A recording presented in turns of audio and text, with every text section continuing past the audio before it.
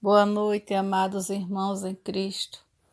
Mais uma vez, expondo o Evangelho segundo o Espiritismo para todos aqueles que sentem sede e necessidade de um esclarecimento maior e mais claro da palavra do nosso Mestre Jesus. É um momento especial que vivemos, onde estamos e nos encontramos afastados fisicamente, porém, mais que nunca unidos na firme certeza de que o nosso Senhor Jesus, o nosso Pai Celestial, nos guarda e nos protege. Bem-aventurados os que choram, porque serão consolados. Bem-aventurados os que têm fome e sede de justiça, porque serão fartos. Bem-aventurados os que padecem perseguição por amor da justiça, porque deles é o reino dos céus. Assim nos dizia o nosso amado Jesus no Sermão da Montanha, quando mostrava aquela multidão sequiosa da verdade, as bem-aventuranças, que nos dão esperança no futuro, que nos mostra que esses nossos sofrimentos passageiros e terrenos serão recompensados se assim bem soubermos passar por eles. Se você chora, dizia Jesus, e chora sem murmúrios, o seu choro é um choro de aceitação, você é bem-aventurado.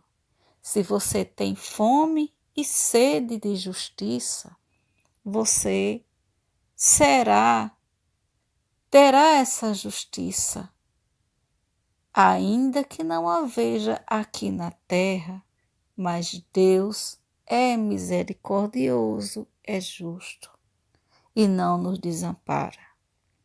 E da justiça divina seremos fartos. Bem-aventurados os que são perseguidos por amor da justiça, porque desses é o reino dos céus. O reino dos céus é daquele que sabe sofrer. E nos perguntamos, irmãos, como saber sofrer? Alguns dizem, o Espiritismo é uma doutrina onde se prega a conformação. Nós não pregamos conformação, nós pregamos a compreensão. E nisso e disso vem a nossa aceitação e a nossa confiança na justiça divina. E para cada mal existe um remédio. Nós acreditamos num Deus justo, bondoso, misericordioso. Nosso Deus é perfeito. Nosso Deus é justo. E amparados nisso, e certos disso, confiantes, nós somos bem-aventurados. Somos bem-aventurados porque somos agraciados com a benevolência divina da encarnação, da reencarnação, onde Deus nos dá a chance de voltar e reparar os nossos erros, o que deixamos para trás, de nos aperfeiçoar. A finalidade da encarnação. Deus a impõe com o fim de levá-los à perfeição. Para uns é uma expiação, para outros uma missão. Mas para chegar a essa perfeição, eles devem sofrer todas as vicissitudes da existência corpórea. Nisto é que está a expiação. Como podemos entender expiação? Como uma punição para algo que fizemos de errado. Fizemos algo errado atrás, em outra vida, nessa vida. Será justo errar contra meu irmão e passar pela vida, por todas as vidas, sem responder pelo erro que causei, pelo sofrimento que infligi a alguém? Quando eu erro, eu quero justiça, eu exijo justiça. Então, o nosso Pai Celestial é Pai de todos, ama a todos por igual. E o que é justo para um, é justo para o outro. Mas como isso será feito? De uma vez só? Nessa vida eu vou vencer todas as bobagens que fiz? Ora, irmãos, sabemos, reconhecemos, nossa consciência está lá dizendo: eu errei nisso, eu errei naquilo. E quando alguém ousa errar comigo, como já errei atrás com alguém, eu não fico feliz, eu não aceito, eu quero que aquilo ali seja reparado. Assim como para aquele, será para mim. Mas a misericórdia vê a nossa melhoria nessa vida, como melhoramos, como crescemos, como nos modificamos, nos reformamos intimamente, e Deus aprecia cada gesto de bondade e de crescimento espiritual nosso. E isso nos favorece, e isso nos engrandece, e isso nos eleva e nos evolui. Olhe a beleza de encarnar, de reencarnar. Alguns estão aqui, alguns espíritos estão aqui em carne por missão. Vieram cumprir uma missão grandiosa. Vieram nos ajudar. Mas a maioria, a grandiosíssima maioria dos encarnados da Terra estão aqui porque têm dívidas. Eu, você, meu irmão e outros irmãos e irmãs. E não por isso somos ruins, somos seres em evolução. Vossa terra é por acaso um lugar de alegrias? Um paraíso de delícias? A voz do profeta não soa ainda aos vossos ouvidos? Não clamou ele que haveria choro e ranger de dentes para os que nascessem neste vale de dores? Ora, reclamamos tanto de tanta coisa ou de quase nenhuma coisa, mas somos seres que, na nossa grande maioria, não somos seres que aceitamos muito o que nos é retirado sem nossa permissão, a contragosto. Uns têm por ilusão que só porque eu já nasci sem recursos, então eu já tenho direito ao reino dos céus. Eu preciso também saber não ter recursos. Eu preciso administrar, saber que não tenho recursos.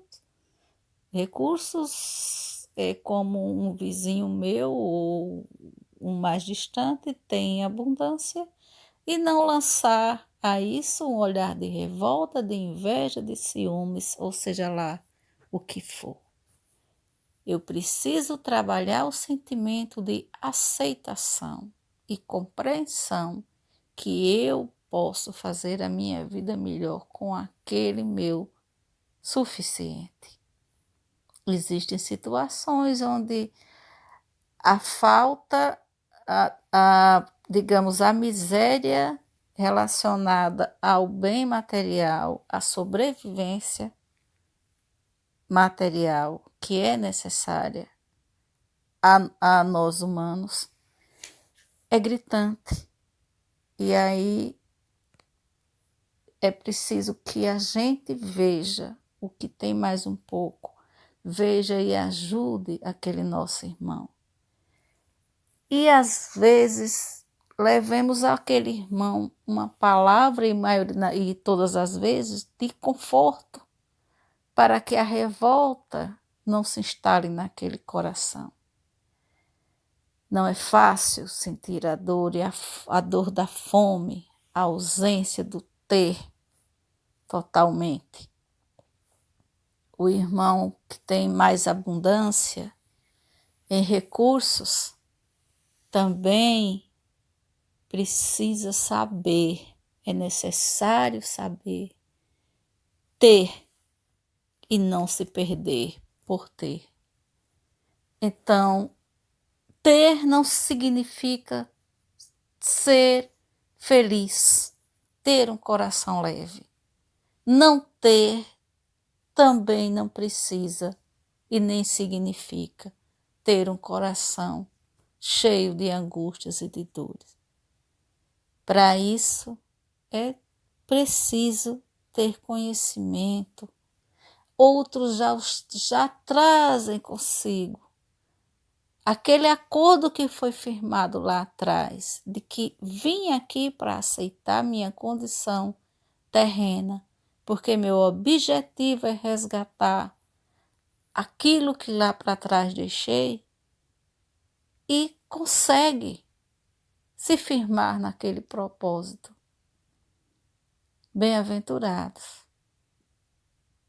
Bem-aventurados aqueles que sabem sofrer e aceitar.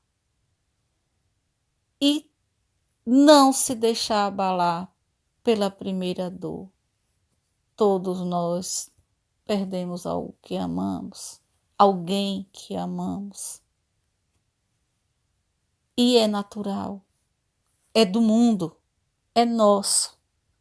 É preciso que entendamos que haverá choro e ranger de dente para nós que nascemos neste vale de dores, mas com confiança no amor de Deus e com o entendimento de que somos beneficiados, que somos agraciados com a encarnação terrena para nossa melhoria, nossa vida, com toda certeza, se torna mais leve e mais fácil daqui sairmos com, diria, pontos a mais para uma nova encarnação. As penas da vida são frequentemente a consequência da imperfeição do espírito. Quanto menos imperfeito ele for, menos tormento sofrerá. Aquele que não for invejoso, nem ciumento, nem avarento ou ambicioso, não passará pelos tormentos que se originam desses defeitos. E não se trata, meus irmãos, quando se fala dessa condição, menos imperfeito ele for, não se trata de nada material, sim do que trazemos dentro de nós, de riqueza espiritual. Quanto menos imperfeito formos, menos tormento sofreremos. Se renunciarmos àquele que não for invejoso, aquele que não é ciumento, nem avarento ou ambicioso, não passará pelos tormentos que se originam desses defeitos. Porque, ou como é doloroso invejar aquilo que você não tem. E a sua inveja é tanta que te prejudica e prejudica aquele que é invejado. Os ciúmes que corroem, que tiram as noites, esse ciúme não é só aquele que a gente entende do, do nosso bem-querer, né, do homem para a mulher, da mulher para o homem. Vai muito além. Aquele que é avarento de tudo, não é só do dinheiro, do que tem, é avarento em todos em seus talentos. Aquele que ambiciona o que não é dele, o que não te pertence. Então, você livre desses defeitos, ou sabendo ao menos controlá-los, e entender que só nos afastam do caminho da perfeição.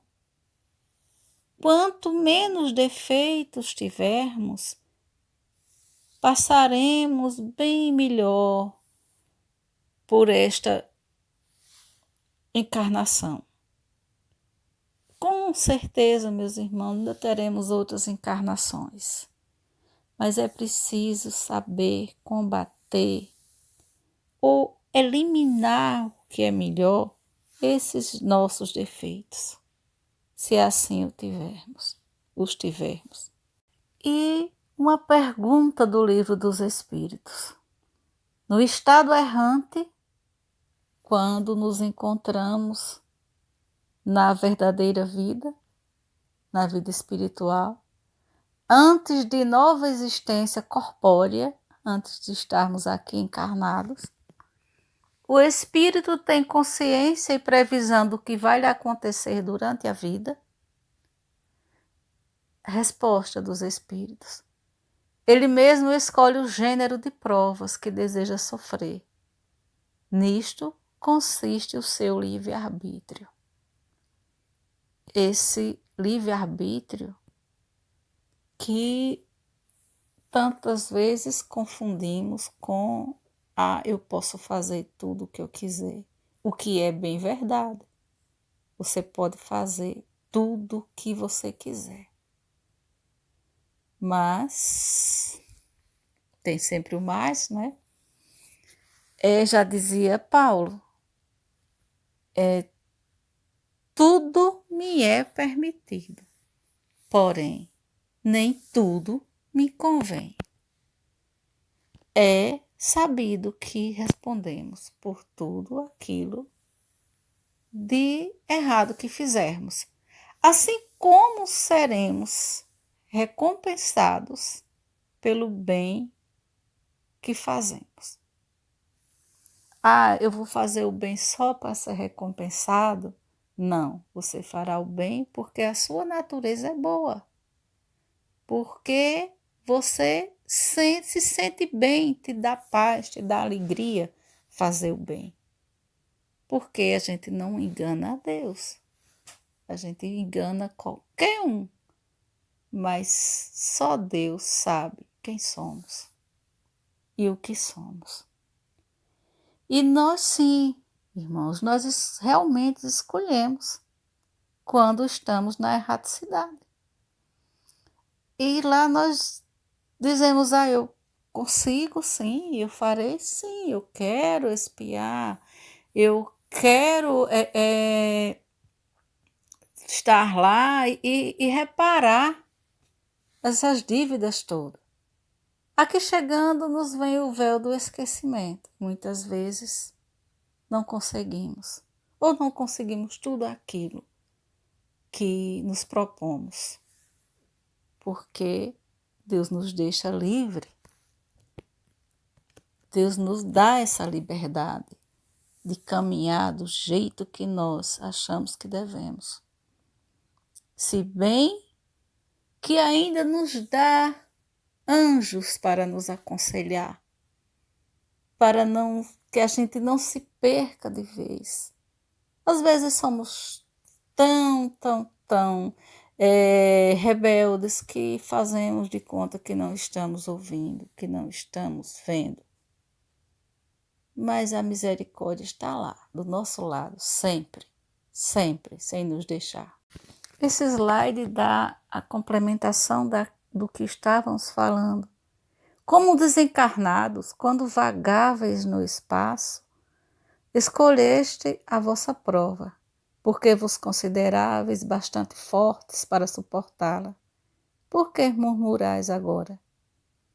E a gente pode dizer, porque eu nem lembro mais o que foi que eu escolhi.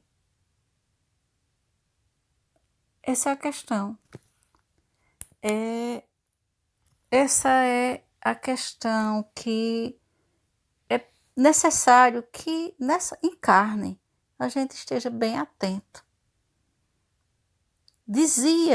Eu ouvi muito minha avó dizer, assim na terra como no céu.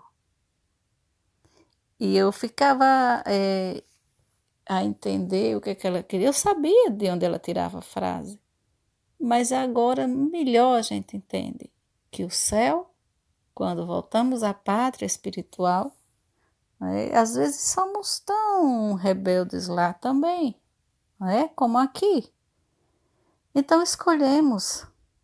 E às vezes somos aconselhados a não ir com tanto ímpeto.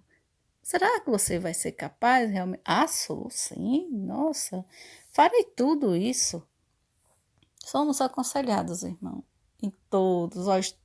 Estamos amparados a todo momento. Mas, às vezes,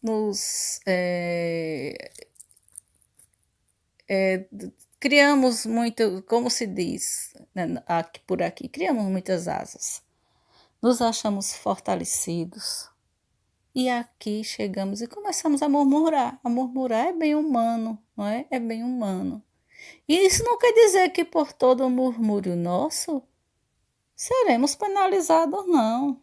É não mesmo, porque, nossa, se assim fosse, o que seria da gente, né? Quem não já teve seu dia ruim, de murmúrios, de tantas coisas, murmúrios que a gente se refere, são aquelas reclamaçõezinhas, que hoje não falta mais nada, que tudo vai me acontecer, e o que é que ainda falta acontecer, é que quando começamos a atrair os irmãozinhos que estão ao nosso redor, já prontos para nos pegar na primeira fraqueza. É essa nossa recomendação, fortalecimento.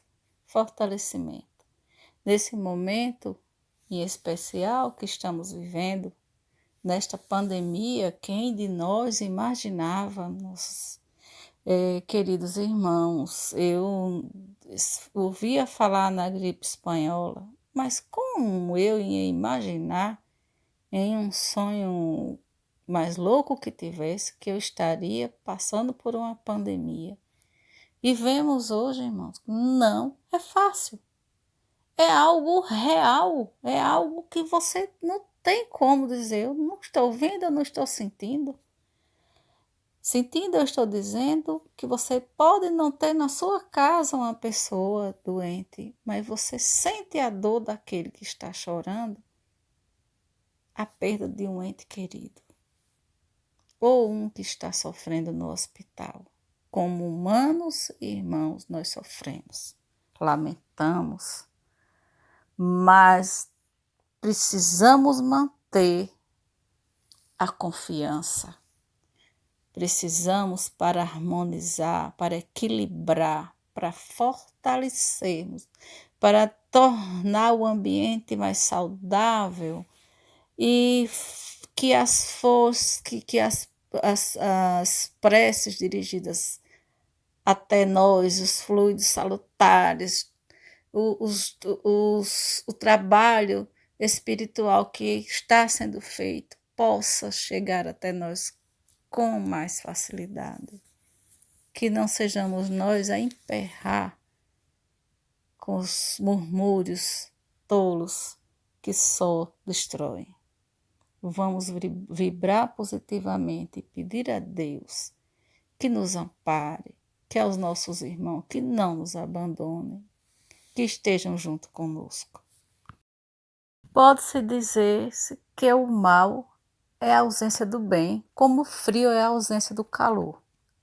Assim como o frio não é um fluido especial, também o mal não é atributo distinto. Um é o negativo do outro. Onde não existe o bem, forçosamente existe o mal. Não praticar o mal já é um princípio do bem. Deus somente quer o bem, só do homem procede o mal. Então, vejamos que isso às vezes atribuímos ao nosso Deus qualidades humanas. Ira de Deus. Deus não tem ira, Deus tem justiça. Porque Deus vai fazer isso? Deus destaque, Deus ele me paga. Deus está lá no céu para resolver, como se Deus fosse alguma arma de vingança nossa. Esquecemos que Deus é pai daquele que é bonzinho e do que é mal também. E que nós não somos bons seres angelicais aqui na Terra. Nós somos seres em evolução. Seremos anjos do Senhor um dia. Ainda não somos. Nós somos filhos deles e amados por Ele. E o mal só existe onde não existe o bem. Ainda temos uma presença muito forte do mal em nosso planeta. Mas ela não procede de Deus. Procede da criação, do erro humano, do erro que é praticado pelo homem. E quando eu digo homem, falo da humanidade, né, terrena. Estamos falando de nós nesse planeta. Precisamos honrar ao nosso Pai Celestial, que preparou esse ambiente todo, com todas as suas maravilhas, e nos colocou aqui para um grande aprendizado, para marchar de rumo à volta à sua casa. Mas para vestirmos aquela túnica nupcial, é preciso que a gente vá alvejando cada dia mais, nos limpando, nos depurando daqueles sentimentos que ainda nutrimos, né? Que ainda sentimos raiva, rancor, mágoa, tantos sentimentos que nos afastam do bem. Pode ser momentaneamente, mas ainda sentimos. E graças a Deus, né? E que bom que seja só momentaneamente, embora que às vezes esse momento nos cause grande prejuízo. Mas temos a necessidade, quando nós temos o bem, nós sabemos que precisamos buscá-lo. Então que cresça o bem dentro da gente e que o mal seja exterminado um dia, e que a gente possa vencê-lo. Ele só existe se o bem não estiver presente. Então, que ele seja eliminado, que prevaleça o bem dentro de nós. O bem é tudo que está de acordo com a lei de Deus, e o mal é tudo que dela se afasta. Assim, fazer o bem é se conformar, é aceitar a lei de Deus, é concordar com a lei de Deus. Fazer o mal é infringir essa lei. Tudo que eu faço contra a lei de Deus está ligado ao mal. Tudo. Isso inclui e principalmente tudo que é aquilo que eu faço contra o meu irmão. Amar a Deus sobre todas as coisas e o próximo como a ti mesmo. Então, tudo que eu fizer contra isso, eu estou agindo com maldade. Onde está escrita a lei de Deus? Na consciência. Essa é a resposta dos Espíritos na questão 621. É a nossa consciência que nos dá o céu e o inferno, que cria o nosso céu e o nosso inferno. Ah, então vocês espíritas acreditam no céu e no inferno? Não é isso. Nós não acreditamos que o nosso Pai Celestial nos condene ao suplício eterno. Nós acreditamos que Ele nos criou para nos ter ao seu lado. Então Ele não abandona filho nenhum. Nós precisamos reparar os erros. Por isso, estamos tentando e Ele nos dando oportunidade.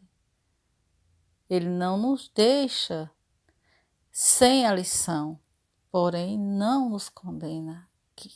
Isso é amor. Isso é amor. Meu filho, eu te quero, mas você vai aprender a lição. A nossa consciência cria esse estado de bem-estar, que se chama céu, de estar bem, de estar com o bem, de fazer o bem, e por isso caminhar em busca da felicidade verdadeira e chegar até um mundo feliz. E nossa consciência cria o inferno que nos culpa, nos faz sofrer. Até que um dia despertemos e consigamos enxergar que Deus é bom, que Deus é amor e que o bem é o único caminho que nos leva a Deus. Esse dia vai chegar. Podemos sofrer muito por estarmos cegos, mas esse dia vai chegar. Porque é isso que Deus quer, é isso que Ele espera. E todas as oportunidades serão dadas a esse filho ou a essa filha.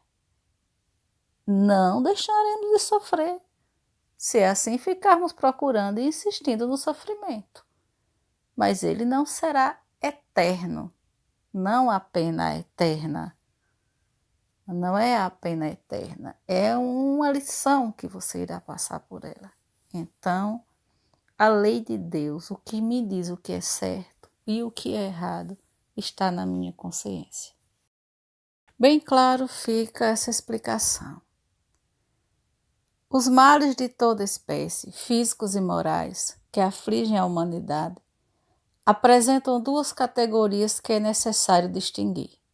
Aos males que o homem pode evitar, que são aqueles que provêm de sua vontade, do seu fazer, e os que são independentes de sua vontade.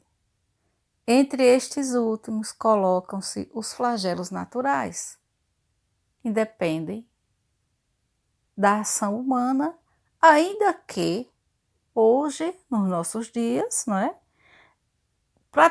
Provoquemos muita destruição com o lixo, a falta de cuidado com a natureza está sendo revertido contra a humanidade, esse nosso descuido. Então é uma ação nossa também. Também é ação nossa, é também a ação do homem. Outro dia eu estava falando sobre o homem e uma pessoa que estava sentada disse: por que só o homem? A mulher não faz? Quando falamos de homem aqui, nesse contexto, nos referimos à humanidade. Homem e mulher. Não é falando só no sexo. Estamos falando no homem e na mulher. E existem sim males que independem do homem. Mas sua grande maioria é da sua autoria. Causas das aflições. Quando comeis demais, isso vos faz mal. Pois bem, é Deus que vos dá a medida do que vos falta. Quando a ultrapassais, sois punidos. O mesmo se dá com tudo o mais. A lei natural traça para o homem o limite de suas necessidades. Quando ele o ultrapassa, é punido pelo sofrimento. Se o homem escutasse em todas as coisas essa voz que diz: chega, evitaria a maior parte dos males que acusa a natureza.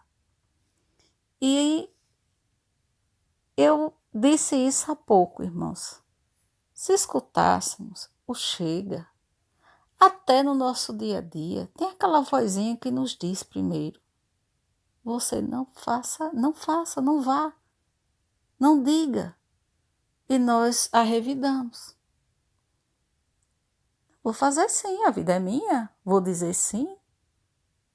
E assim contrariamos aquela vozinha lá, que é a voz da nossa consciência, nos dizendo: você está errado. É aquela ajudazinha divina que nós recebemos do irmãozinho que está ali de lado. Não faça, irmão. Está errado. Não proceda assim, irmão. Está errado. Ah, sim, vou fazer isso. Coisas da minha cabeça. E aí as coisas da tua cabeça estavam te falando a verdade.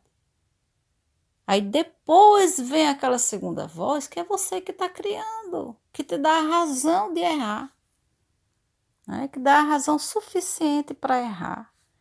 De você saber que vai jogar o lixo lá no lugar onde vai juntar e um dia você vai responder por aquilo junto com aqueles que moram perto. É você saber que tudo aquilo que tu estraga vai te fazer falta um dia. Tu joga fora desnecessariamente. Pega mais do que o que necessita. Né? Tem tudo mais do que é necessário à tua vida. Vai ter punição. Vai ter reparação. E aí depois a gente bota as mãos na cabeça e fica a chorar ou a dizer: e ninguém faz nada. Não. E esse ninguém está lá. Estamos incluídos nesse ninguém. É o momento de fazer junto. Mais uma vez eu volto para o nosso momento. Vamos nos cuidar. Nos cuidar. Cuidar um do outro. Porque se eu cuidar só de mim, eu vou ficar só? Eu preciso, até nisso é preciso que se pense. Eu preciso também que exista outras coisas. E que eu serei sozinha? Nada. Só não somos nada. Precisamos um do outro. Esse é um treinamento que estamos tendo para valorizar o nosso irmão. As vicissitudes da vida são de duas espécies. Ou, se quisermos, têm duas origens bem diversas, que importa distinguir. Umas têm sua causa na vida presente, outras fora desta vida.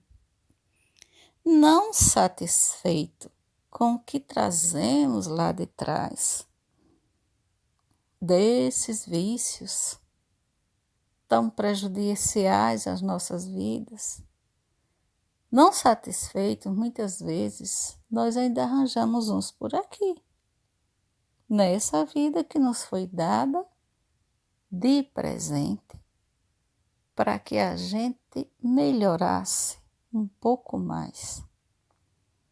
E a gente ainda cria umas novidades que nos causarão prejuízo futuro.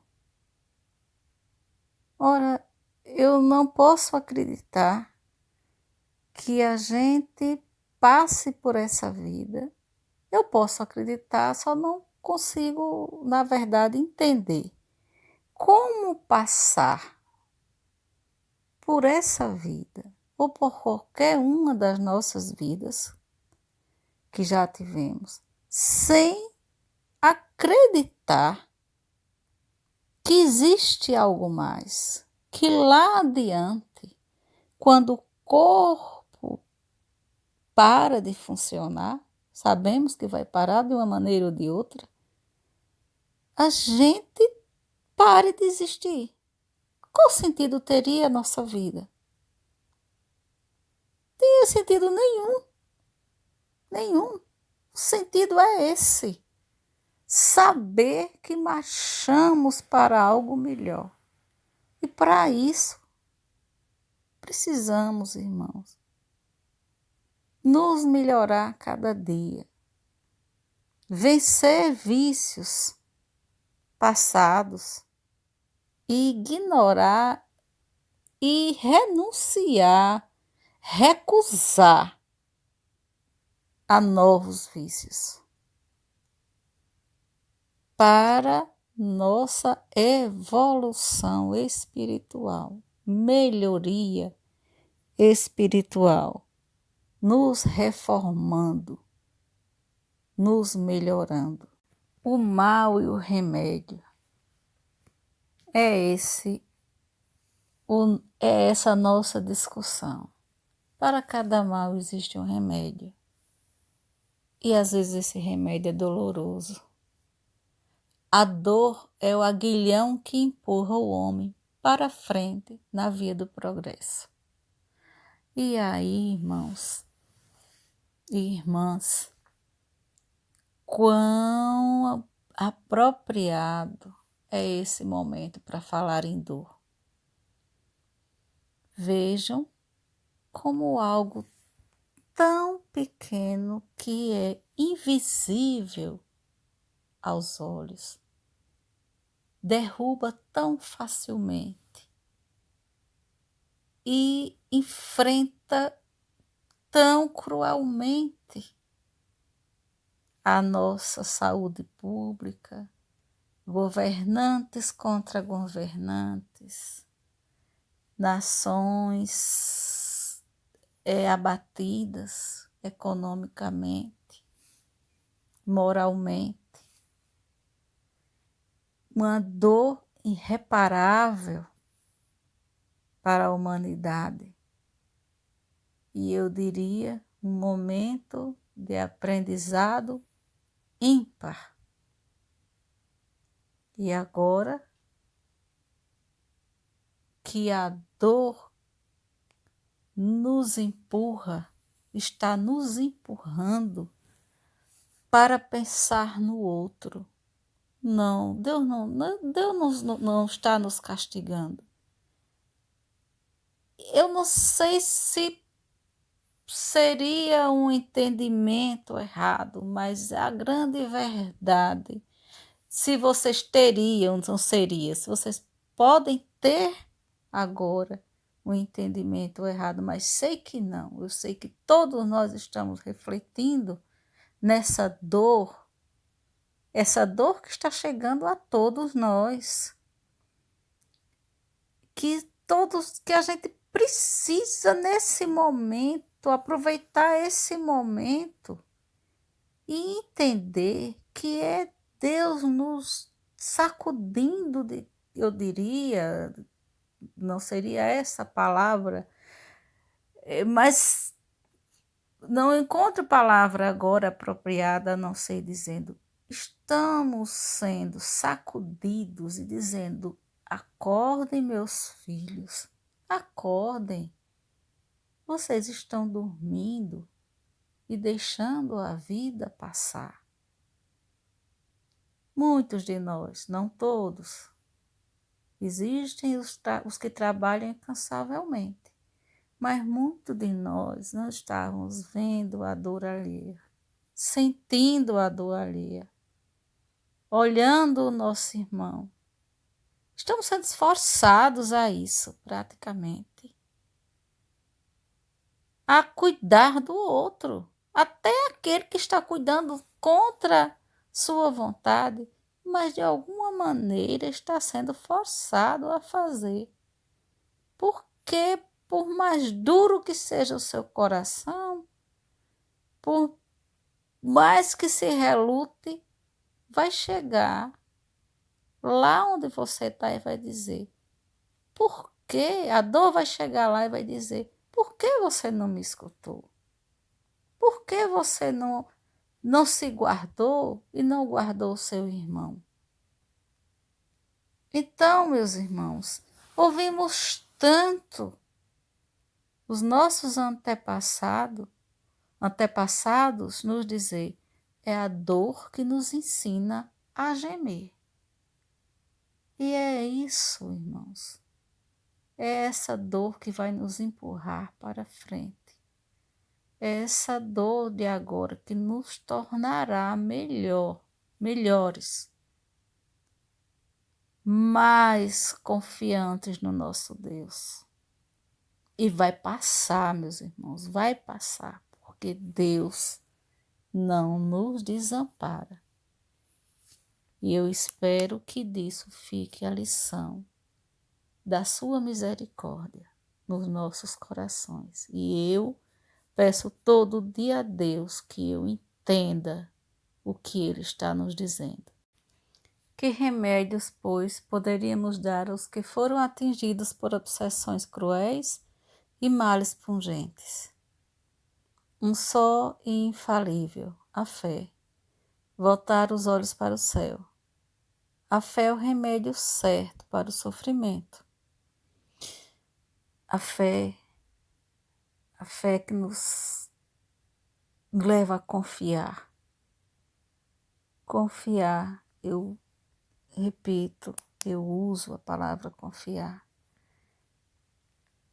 Sabendo que não existe essa lição, que dela não se tire um aprendizado.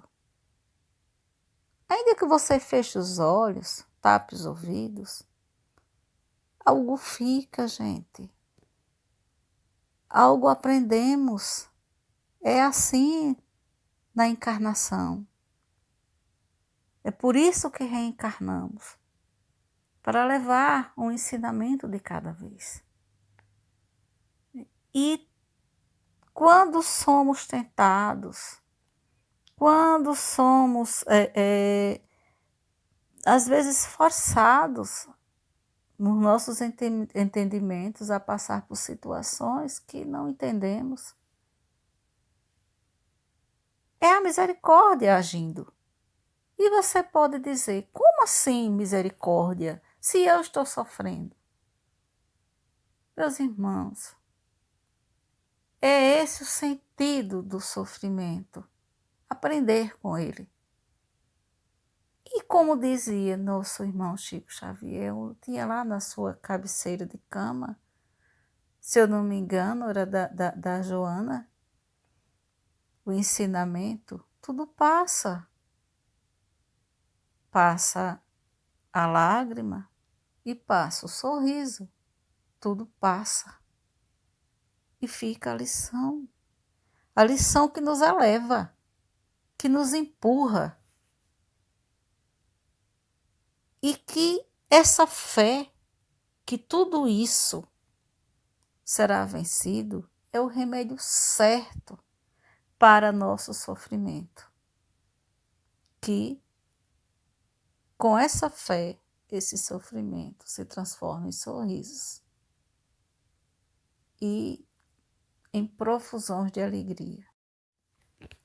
Eu vos digo que aquele que sofre e que tiver a fé como apoio, será colocado sob a sua proteção e não sofrerá mais. Os momentos mais dolorosos serão para ele como as primeiras notas de alegria da eternidade. Há poucos dias eu ouvi um relato de um irmão que acompanhava uma irmã enferma e ela perguntava sempre, irmão, eu vou me curar? E ele saía com os olhos cheios de lágrimas, porque sabia que aquela doença a levaria dessa vida. E ela queria ela esperava dele a resposta de que ela seria curada daquele mal e continuaria aqui nessa vida terrena. E passou muito tempo e eles conversavam muito e ele a aconselhava muito.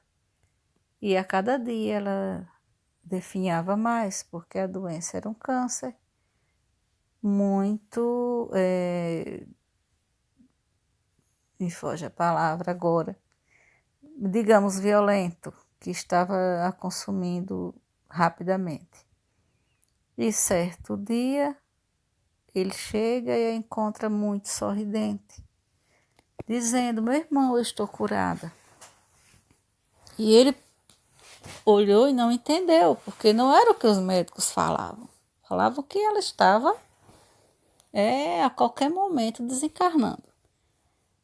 Ela disse: eu estou curada porque eu sei que eu estou liberta. Eu me sinto curada. Eu estou curada, minha alma está curada.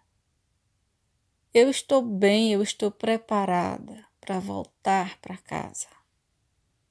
Eu não tenho mais por que estar presa aqui. Eu estou me sentindo leve e livre. E você não precisa mais sofrer, meu irmão. Eu agora entendi que eu me curei. Aquele tempo todo foi para a sua reflexão e ela se sentia liberta e preparada para voltar. Ela sabia que não era a carne que importava mais, e sim a libertação, a felicidade que ela estava em deixar todo aquele sofrimento em carne e sentindo sua alma se elevar. Então, os momentos mais dolorosos serão para nós como as primeiras notas de alegria da eternidade. Quando a gente entender que essa vida é, digamos assim, um laboratório. Estamos aqui nos preparando para voltar melhor. Isso aqui é um presente divino para que a gente possa reparar nossos erros. Deus, em sua misericórdia, nos concede essa vida e outras vidas. Essa é a lei da justiça divina, a cada um segundo as suas obras, tanto no céu como na terra. Allan Kardec. E, amados irmãos, encerramos a exposição de hoje, onde digo a vocês o quanto sou grata por poder estar aqui lendo e explanando com o que me inspira a espiritualidade e aprendendo muito mais do que vocês possam aprender comigo, porque eu preciso a cada dia que passa, eu preciso e quero melhorar minha condição moral